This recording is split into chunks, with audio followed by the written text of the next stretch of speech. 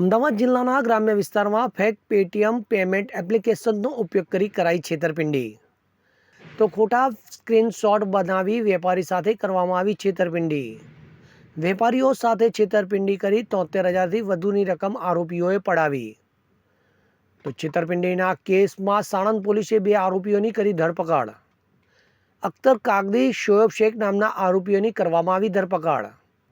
સાણંદ પોલીસે બંને આરોપીઓ વિરુદ્ધ ગુનો નોંધીને વધુ તપાસ ધરી હાથ। સાણંદ પોલીસ સ્ટેશન વિસ્તારમાં મોટાભાઈ ઇલેક્ટ્રોનિક શોરૂમ કરીને એક શોરૂમ આવેલો છે જે લોકો ઇલેક્ટ્રોનિક સંસાધનોનું વેચાણ કરે છે। તેમની સાથે એક બનાવ બનેલો હતો જેમાં સરખેજ ફતેવાડી વિસ્તારના રહેવાસી છે મોહમ્મદ શોએબ અહમદભાઈ શેખ।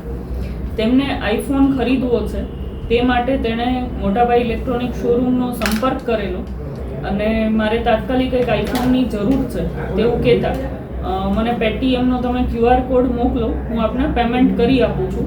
અને પછી ખોટો પેમેન્ટ કરેલાનો સ્ક્રીનશોટ મોકલી આપેલો કે પેમેન્ટ થઈ ગયું છે અને આઈફોનની ડિલિવરી કરાવેલી હતી।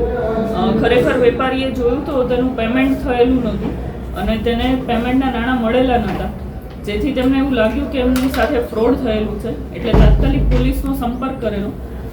પોલીસે આ સમગ્ર બનાવની હકીકત જાણીને ઠગાઈ અને IT એક્ટ મુજબ ગુનો દાખલ કર્યો છે અને આ ઠગાઈમાં સંડોવાયેલા 2 આરોપી નામે અખ્તર હુસેન ગુલામ દસ્તકી કાગદી અને મોહમ્મદ શોએબ અહમદભાઈ શેખ બંને રહે સરખેજ ફતેવાડીને આ ગુનાના કામે અટકાયત કરી છે।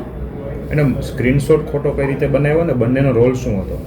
આજે મોહમ્મદ શોએબ છે તેણે ઇન્સ્ટાગ્રામ સોશિયલ મીડિયા તેના એકાઉન્ટ પર તેને એક લિંક આવેલી હતી, જે લિંક ઉપર ક્લિક કરતાં તેને એક ફેક પેટીએમ એપ્લિકેશન ડાઉનલોડ કરેલી। આ એપ્લિકેશન એવી રીતે કામ કરે છે કે તમે કોઈને પણ QR કોડ મોકલે તો એનો એક સ્ક્રીનશોટ જનરેટ કરે છે કે આ જે અમાઉન્ટનું પેમેન્ટ છે થઈ ગયેલું છે અને આ સ્ક્રીનશોટ તેણે વેપારીને મોકલી આપ્યો હતો, જેના આધારે વેપારીને એવું લાગે છે કે આણે પેમેન્ટ કરી દીધું છે। તો આવી રીતે એણે લિંકના આધારે એક એપ્લિકેશન ડાઉનલોડ કરી અને એપ્લિકેશનના આધારે ફેક ખોટો સ્ક્રીનશોટ જનરેટ કરેલો હતો અને તેના આધારે ફ્રોડ કરેલું હતું। શું બેકગ્રાઉન્ડ છે અને શા માટે આવું કર્યું?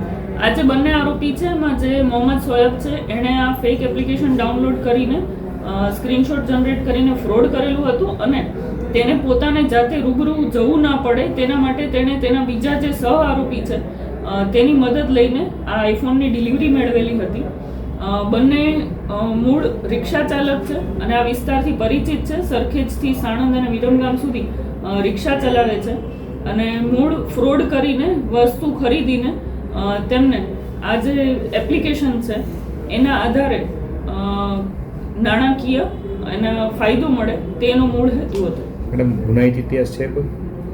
હાલ સુધી તપાસમાં કોઈ ગુનાહિત ઇતિહાસ જણાવેલો નથી, પરંતુ અમારી જે સમગ્ર વિસ્તારના વેપારીઓ છે અને જે લોકો ઓનલાઈન પેમેન્ટને પ્રાધાન્ય આપે છે તેમને એક અમદાવાદ ગ્રામ્ય જિલ્લા પોલીસ વતી અપીલ છે કે આપને જ્યારે પણ આવી રીતે કોઈ પેમેન્ટનો સ્ક્રીનશોટ શેર કરે છે ત્યારે આપ એકવારથી આ પેમેન્ટ જે છે આ અમાઉન્ટ તમારા એકાઉન્ટમાં પ્રાપ્ત થઈ ગયેલ છે કે કેમ તે ચોક્કસથી ચકાસણી કરજો અને આવા જો કોઈ ફ્રોડ કરતા હોય તો એ ઇસમોને અને આવું તમારી સાથે જો ફ્રોડ થાય છે તો એ ફ્રોડ વિશેની ચોક્કસથી નજીકના પોલીસ સ્ટેશનમાં જાણકારી આપજો, જેથી આવા ફ્રોડ થતાં અટકાવી શકાય અને આવા જે ઇસમો છે તેમને પકડીને કાયદેસરની કાર્યવાહી કરી શકાય। આનો વિચાર ક્યાંથી આવ્યો હતો? આ એપ્લિકેશન ક્યાંથી બની?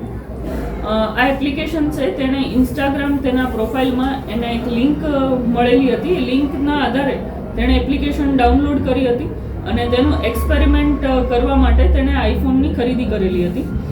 ફર્સ્ટ ટાઈમ એની ખરીદીમાં જ પોલીસના હાથે તે પકડાઈ ગયેલા છે, જેથી આવા વધારે ફ્રોડ કરતા પણ બચાવી શકાયું છે અને અગાઉ તેને ગુના આચરતા પણ અટકાવી શકાયા છે। આ સિવાય બીજા કોઈ ગુના કર્યા નથી કર્યા એ બાબતે કોઈ તપાસ આપણે શું કરીશું?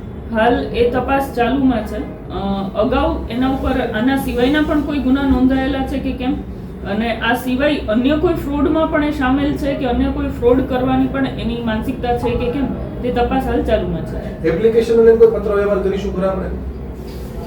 આ જે એપ્લિકેશનના ઓનર જે છે એ કોણે બનાવેલી છે એપ્લિકેશન અને એ મુખ્યત્વે કેવી રીતે ડાઉનલોડ કરી શકાય છે તેના મૂળમાં જવા માટે પોલીસ તપાસ હાલ ચાલુમાં છે।